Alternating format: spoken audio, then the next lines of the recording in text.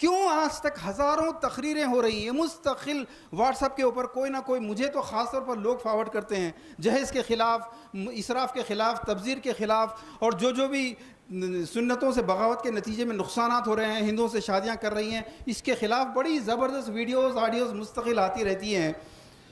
उलमा की गरजदार तकरीरें आती हैं, लान व तान आते हैं, तकफीर सब कुछ आता है, सलूशन नहीं आता। ये प्रॉब्लम है। मैं तो सिर्फ एक हदीस पेश करूंगा, जब तुम में से कोई बुराई को देखो तो हाथ, नहीं तो ज़बान, नहीं तो नफ़रत। नफ़रत क्या है, ज़रा जस्ट इमेजिन, नफ़रत क्या है भाई?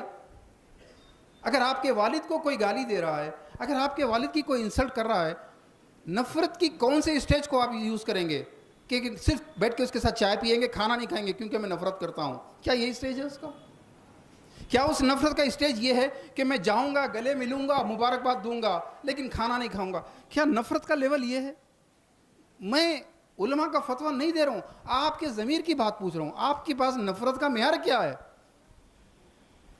अगर नफ़रत का मेयार ये नहीं है कि उसकी शक्ल ना देखी जाए, तो फिर बेग़िरती और बेहिसी है। तो जो आपके वालिद के साथ मिसबिहेव करे, आप उसकी शक्ल नहीं देखेंगे, लेकिन आपके रसूल के कल तरीक़े के बारे में वो कह रहा है, वो तरीक़ा पुराना हो गया भाई, आजकल नहीं चलता। पागल हो गए क्या? बेटियां कैसे उठेंगी तुम्हारे बेटे कैसे उठेंगे तुम्हारे मुस्तक़बिल से डरा रहा है।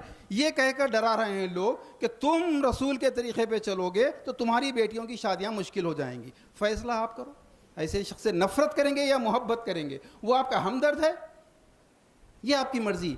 हम यही कह रहे हैं, बाइकआउट करो।